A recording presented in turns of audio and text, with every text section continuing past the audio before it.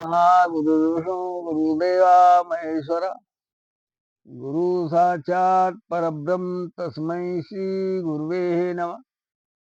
देखो, ऐसा है कि भगवान पे विश्वास करना है। अब हमें विश्वास है तो है, नहीं है तो नहीं है। गर्गाचार्य जी जिस समय भगवान का नामकरण करने जा रहे हैं, नामकरण किया, उसके बाद वो अपना प्रसादी जिस समय तैयार किया, खीर वगैरह, तो भगवान का जिस समय आंख बंद करके उन्होंने भगवान का भोग लगाया। भगवान को छोटे हैं, कड़िल के उनके पास चले गए और वो आंख बंद बंद किए और भगवान का स्मरण कर रहे हैं और वो खा रहे हैं। आंख खोला, भगवान प्रसादी पा रहे हैं। गर्गाचार्य ने कहा है, देखो जसोदा, तुम्हारा लल्ला जो है भोजन खराब कर दिया। जसोदा ने गोद में उठाया, झिटकोरा और दूर बैठा दिया। गर्गा साहब से बोली, महाराज दूसरा भोजन बना लो। उन्होंने दोबारा बनाया।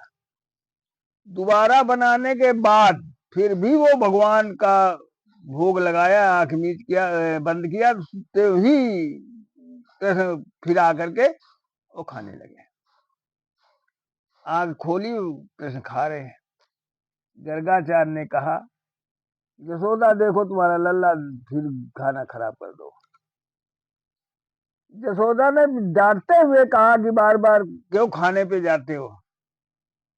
तब कृष्ण ने यशोदा से कहा, मेरा कोई दोष नहीं है, ये महाराज हमको बुलाते हैं, हम आते हैं। इनसे पूछो हमको बुलाते हैं कि नहीं। अगर बुलाते हैं तो आते हैं, अगर ना बुलाते तो ना आते। तो हमको बुलाएगा जो कोई तो खाना प्रसादी पाना पड़ेगा। तो हमारा ये कहना है, जब गर्गाचार्य जी धोखे में पड़ गए कि ये लल्ला है, तो भगवान का भोग लगा करके ही आप लोगों को भोजन करना चाहिए, चाय पीना चाहिए, पानी पीना चाहिए। भगवान अवश्य आएंगे, अवश्य पाएंगे। उसके बाद आप पाइए। और ये आप परीक्षा ले लें, घर में कभी परीक्षा ले लें कि भोग लगाया हुआ अन्न कैसा है, बिना भोग के लगाया हुआ अन्न में क्या परिवर्तन है। परिवर्तन समझ में आ जाएगा आपको।